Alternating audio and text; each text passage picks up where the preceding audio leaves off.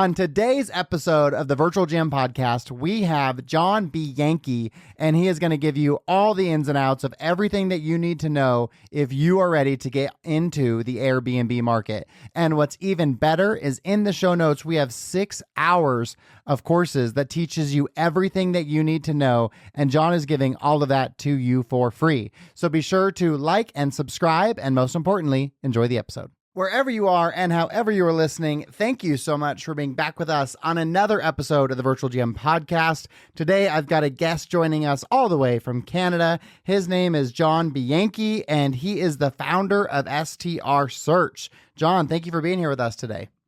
I appreciate you having me, man. How's your day going? Oh, it's a Friday, so that's always good. Got the haircut done, got a couple podcasts ripping, have a nice little weekend. BYU, I don't know if you're a football fan, but we live here in Utah and BYU is ranked and they've got a game tonight. So it's always good to start and I'm a Broncos fan and they kicked the Saints' butts last night. So that was awesome to see. Sounds like all good things on your end then. Yeah. I'm not a huge I don't follow all the sports, so I can't keep up. I apologize. Yeah, no worries. That's not a sports podcast. So that's a different one. For all of our listeners, as you know, we're on the Entrepreneurial Operating System. Funny enough, if you're watching on YouTube, you can see traction and rocket fuel over John's right shoulder there. Another advocate of EOS. And so we will get started with a segue. And so I will go ahead and get started first. Business Best. We are in the process of doing a rebrand and an updated website for this awesome property in Belize called Jade Jungle, and we just finished the homepage today. The rebrand, the refresh, the website, it looks so good. So I'll be sure to keep you guys updated on that so you can see it when it's done. If you want to go have a memorable experience, I highly recommend you book there. Breck went out just about a month ago and had just the coolest experience ever, truly in the middle of the jungle. And then for personal, back to sports, but we have an amazing resort here in southern Utah that just opened called Black Desert Resort. And they built this beautiful golf course and brought back the PGA to Utah for the first time in 60 years. And thank you to our friends over at build.com, previously Divvy. They had a sponsor event there. And so I got to go in the Greater Zion grandstands, which was on the 16th green. And then on the other side, you could watch this whole 17, which you could see them. It was a par 3, so you could watch them tee off, chip, and putt. It was really cool. And it was just the coolest experience ever to have the PGA going on in my backyard. It was really like a dream come true. My dad and I were there from 7 o'clock in the morning till 5 o'clock at night and couldn't have had a better time. Greater Zion did an amazing job with the grandstands. We went and walked around too, and it was like really one of those surreal moments where it's like you can feel St. George and Southern Utah coming together, and it was just such a cool event. So those are my segues from the last week. John, what do you got for us? So Business Best for me would be that we have a new service that we're coming out with right now where we're actually helping people revamp their Airbnb listings. For some people, they just don't understand the small things that drive revenue. It could be as simple as photos or title, description, but a lot of times it comes down to just the experience that you're creating within your listing, whether that be a romantic experience or a place that's great for kids to have a lot of fun or whatever it may be, and trying to help people revamp these listings. That's something that I've done really well, but I've always done it for one specific company. And I'm trying to figure out a way that I can operationalize this and get it out to more people. And so we have the very first person going through it right now. And I'm in love with it. Like I personally am going through trying to figure out like how can we revamp this, what should it look like, and I'm really, really excited to see what those results look like so we can figure out how we can do this with more people. So business-wise, that one is extremely exciting. And then personally, just got back from Kentucky and went for my friends getting married. So we did a little bachelor party, but we went to the Whiskey Trail and went and checked out Buffalo Trace. And I got to learn how bourbon's made and how much bourbon is made and how long they store it and all these different little things about bourbon and whiskey and everything along those lines. And it was a cool experience to take a tour of those facilities. That is so cool. It's only called bourbon if it's barreled in Kentucky, correct? Yeah, there's 3 things, and I'm gonna get them wrong. You're gonna fail the test. There's a certain amount of it's got to be 51% something. It's got to be within. I don't know if it has to be within Kentucky. I think it's just 97% of it is in Kentucky. Okay. Yeah. I obviously didn't learn a ton when I Well, listened, but hopefully you're it, enjoying the Buffalo Trace whiskey. So if your memory is a little foggy, that's okay. yeah, I'm terrible with learning these little things and keeping them in mind. But if I looked it up, we'd be like, oh yeah, I remember them saying that. So, but anyways, learned the yeast process and those things. I thought all that was pretty cool. Yeah, that sounds like a great time. I'd love to go do that whiskey trail. So why don't you tell us a little bit about STR Search? You guys have 70 million plus investments in Airbnb, which is pretty amazing. 100% success over 150 plus properties, which is incredible. But tell us a little bit more about that. How did you get into it? Why did you get into it? And what does your company do? Sure thing. So SDR Search is a data company. We are a Airbnb data focused company. We help other people find Airbnb properties. So we essentially just point to a property and we're like, that's a really good property. That's a property you want to buy. It's in the right market. And if you do X, Y, and Z to it, you should be able to make a decent profit and some cash flow from it. That's what all the data is saying. And that's pretty well what I've been doing for the past 3 years. Worked with one company specifically to get started and really get building up, and they're the largest short-term rental investment fund in America nowadays.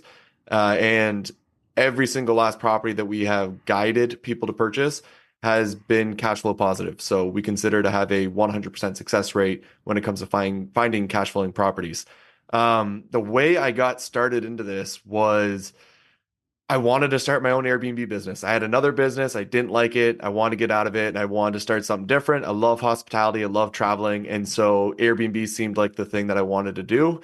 I hyper focused on the data because I had to raise money to be able to build out the Airbnb business. And so I figured if I could learn how to navigate the data to find a profitable property, it would make it a lot easier to raise money because people are going to feel like I'm not just throwing their money at something that I'm hoping and wishing that it's going to do well if I make it pretty, right? So putting some facts and data behind my research and in the investment, and it worked out for the most part until COVID came around and completely wiped out that entire business. I was able to sell off all these different contracts that I had built up over the years, but it's kind of a blessing in disguise because once I lost all of those properties and Airbnbs that I had built up, I transitioned to focus 100% on the data and helping other people understand the data and navigate it and things along those lines. I now have 6 free Airbnb data courses, a total of almost 60 hours worth of training and content that's 100% free about how I've gone through my entire process to be able to understand Airbnb data. And the objective of the company is to ensure that nobody buys an unprofitable property. And when people hire us now to be able to do that, we have a 100% success rate. So that's the quick and dirty on how I got to where I'm at now. That's awesome. Well, you'll have to send me those links for the courses and I'll put those in the show notes. So if you're listening, there's a good chance, with the listeners that we have, that someone's ready to get an Airbnb. So this is awesome. There's no reason to recreate the wheel. John already built it for you. So you might as well just follow that path. It's an interesting topic too. Megan and I, my normal co-host, my wife, we had just done an episode, maybe 10 episodes ago about, we are ready to finally do our first Airbnb. And what stopped me is the data because I didn't have it. Right. Yep. And I was like, well, I know I want to do it, but I don't just want to say, well, I like to go to Scottsdale, so that would be cool. Or Boulder's a cool town. You know what I mean? So, and that's what I would have done. It's kind of like you lick your finger and you stick it in the air and you're like, yeah. I think this could work, you know? So let's actually talk about the number one mistake that people make. Yeah. Right. The number one mistake people make when they're getting into the Airbnb game is exactly to a T what you just said. I like Scottsdale. Let's buy an Airbnb in Scottsdale. Scottsdale is one of the hardest places to buy an Airbnb, by the way. We used to buy there aggressively and we haven't bought much in the past little while. So the odds of you buying a property that does not work in Scottsdale and Phoenix in this moment is like through the roof of buying the wrong product and it not cash flowing. And so that's the mistake people make is that they know a place that they like. Maybe they went there when they were growing up. It was their vacation spot. Maybe they've just fallen in love with it as they gotten older and they're like, let's own an Airbnb here. It'd be fun because we like the place. And then they, figure out how much they'd be approved for. Then they go find a property that matches pretty well the maximum amount that they're approved for. And they just hope and pray that it does well. And they try to design it really well. But the problem is if you buy the wrong property in the wrong area for the wrong price, no matter how pretty you make it, it's never going to cash flow. And so the mistake that I think what people are making is that they're picking a place that they love and they're just focusing on a property they can afford. And instead, the correct way to go about it is to study the market very in depth before ever looking at a property you'd consider to buy. and understand what are the revenue drivers in that market. Where should you buy? Where should you not buy? And what should you buy? And what should you not buy? And what's the maximum amount that you should spend to be able to still cash flow with that property? And if you can truly understand that within the market that you're looking into, it's really hard to make a mistake because you've essentially vetted every last other Airbnb that exists there, and you know which ones are working, which ones are not, and then you just try to replicate what is working with your Airbnb, and now all of a sudden you have a property that is one of the most desirable properties in the entire market, and that market's already a good cash flowing market. So now you have one of the best products in a great market, right? Well, and I even thought too, like, because in Scottsdale, I think now is like one of the top bachelorette areas in the United States, like with Nashville. And it's like, I don't really want those people staying in the Airbnb. Like, that's probably not the audience I would ideally want, because then you're going to have damages and things like that, and lots of people trying to share a space, maybe save money. So I definitely realized as I started that journey, like, I need to have better data to make my decision. Yeah, and that's what the 6 free courses are all about, right? I knew that when I made my company mission, in the company mission being, we want to ensure that nobody buys an unprofitable property, right? And if that were to be the mission, you've got to get the knowledge out to as many people as possible so that they can go through it and not make that mistake. And so I helped buy 150 properties prior to putting that course together. And mapping out my entire process to help identify profitable properties.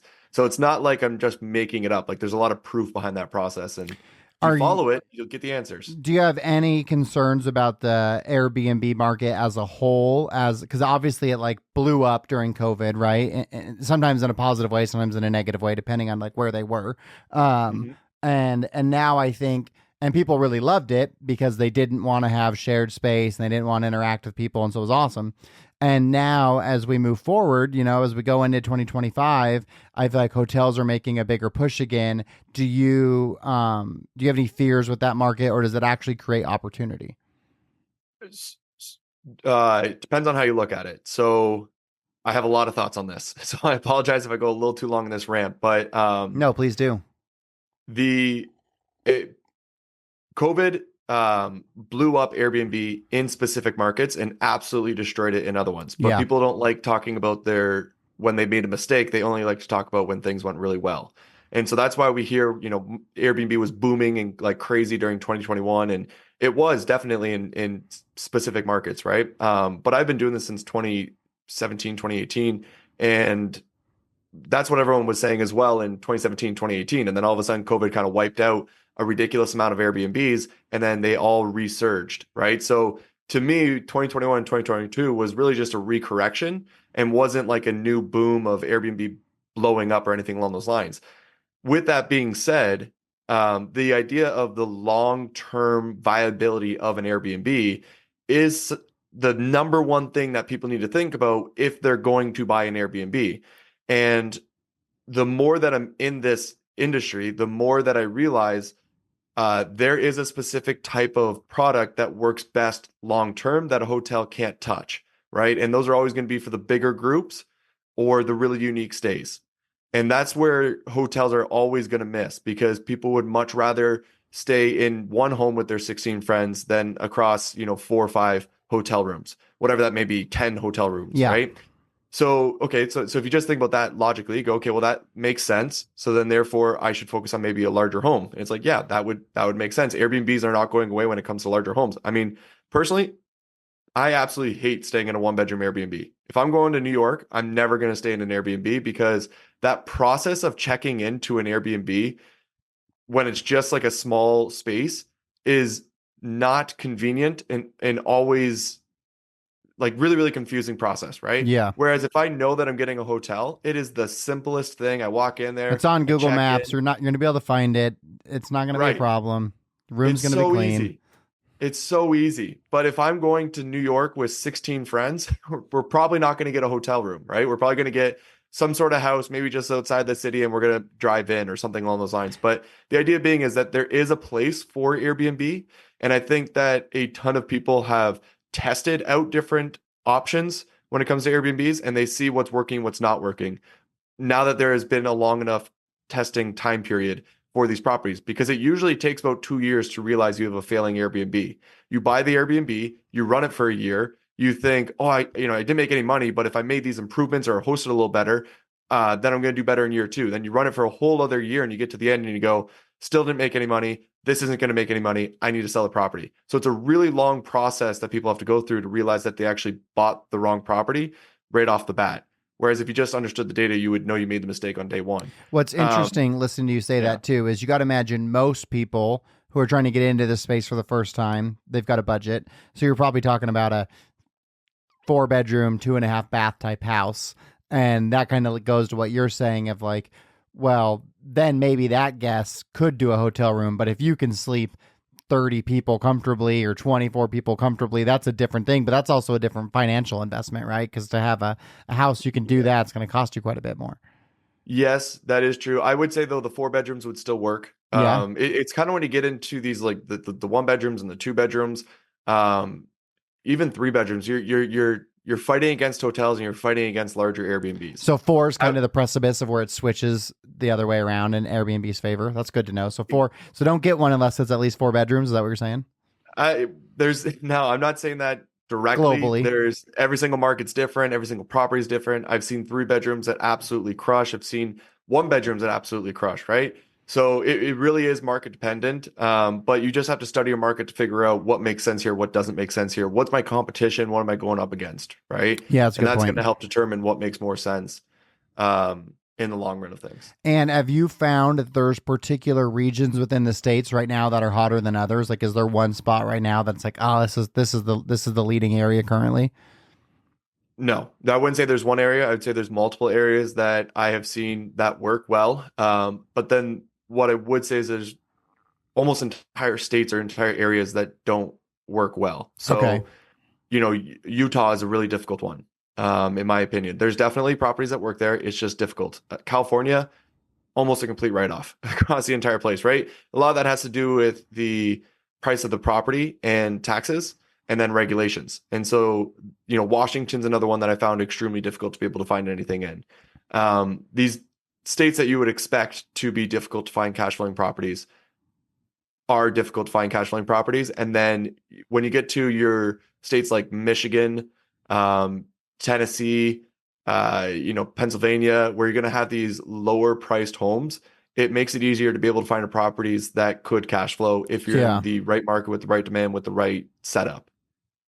It gives you the chance, right? So if you buy a $2 million property, you have to make well over $200,000 just for that property to cash flow, which means your nightly rate has to be through the roof to be able to hit that target. And you got to do that for the next, 5 to 10 years. And so it makes it really difficult to ensure the cash flow. But if you're buying a home that's, $500,000, that number becomes a lot lower. And as long as you're still in a good area and it's there's a lot of demand for that area, it makes it easier to be able to hit that target and still cash flow. I'm curious, do you have a particular like occupancy number that globally you're trying to say like this is the sweet spot? You got to kind of be at this occupancy. No. Occupancy is one thing that I have not looked into. Okay, and I don't feel the need to. All I pay attention to is how much are these properties in this market making on an annual basis. If they're making all of their monies in 2 months, that's scary and that's risky, but that doesn't mean that they're not that they don't have the potential to still be cash flow positive. Yeah. And a good example of that is the 30A, that whole region up in Florida, the Panhandle area. Almost all those properties make their money within 2 months, and they make about 80% of their revenue within 2 months, maybe 4 months, those summer months, and then they make next to nothing the rest of the time. And a lot of people love that because you make all of your money in a very short period of time, and then you don't have to host for the rest of the year. Yeah, I would like that because then I could use the house the rest of the year, and I'm not sacrificing like my income. Correct. Now there's a ton of it's riskier because if anything goes wrong in the economy during those 2 months, you lose out on all of your profit, right? And you were relying on that profit to be able to cover all of your bills for the entire year. So there's that issue as well. And usually you have to keep more reserves just in case for that reason, which means you can't really play with the money that's coming through if you do have money coming through. And then there's more competition because you got to be able to get it done in a very short period of time. And obviously there's a lot of areas out there like Destin and I think it's Miramar. No, Yeah, just Destin's Destin. awesome. They got one of the best beaches in all of the United States. I mean, it's incredible. Super expensive though, right? The Yeah, real estate's right. like through the Yeah, roof expensive. And so yeah. being able to cash flow on a property like that out in that area only off of like 2 to 4 months is tough. Um, but yeah, so occupancy is not something that I look into almost ever. Okay, so you kind of talked about why most Airbnbs fail. I feel like kind of gave us the answer to that. But what do you think's the biggest mistake people make when getting into Airbnbs, or would you say that was what I said, the finger in the wind? The finger in the wind, Uh, 100%. There is Okay. a question I didn't answer yet that I did want to answer, which was just the general Airbnb market as a whole, right? And Yes. my kind Yeah. of my Yeah. thoughts on that. I did mention, the types of properties where Airbnb fits, and what I was essentially getting to by saying that is Airbnb as a whole is still growing. And yes, it's been around for I think like 17 years now. Um, maybe less than that, but I don't think Airbnb has found its footing. I don't Okay. think Airbnb has solidified what it is and where it works and where it doesn't work. And unfortunately, you have a lot of people who are testing with their own money to try to make it work, trying to better their lives. And they're Yeah. investing into these Airbnbs and then they flop or they fail for whatever reason. Um, but Airbnb is growing and getting better. Like think about cars 100 years ago compared to cars today. They just constantly get better. And so if you think about Airbnb in that same idea, like Airbnbs just continually get better because it's an industry where people are trying to compete. And when there's competition, you have to out-compete and outperform your competition. And you do that by creating something better.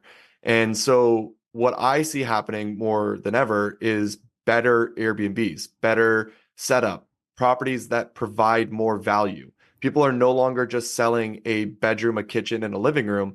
They're selling all of those things plus a pool and a pickleball court and mini putt setup and a really beautiful fireplace set up at night with hanging lights and an experience that you can get or whatever it may be, right? Yeah. And so the industry as a whole is going to continually get better and better and better.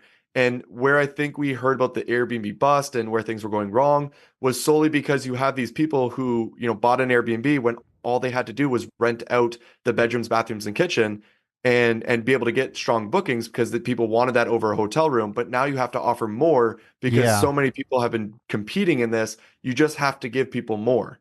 And it's never really going to end. It's just going to keep getting better as time goes on. Yeah, we had an episode with the team behind Pink Wall Designs, who are designers who come in and make your house awesome.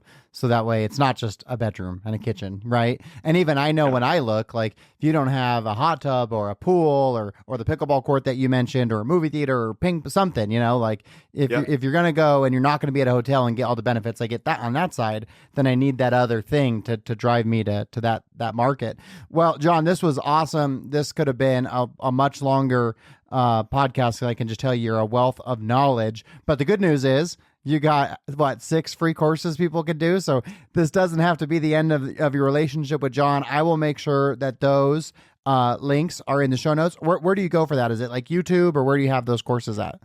They're at shop.strsearch.com. You can sign up for all the free courses and you can go through them chronologically. They are technically posted on my YouTube channel as well, but they're kind of all over the place.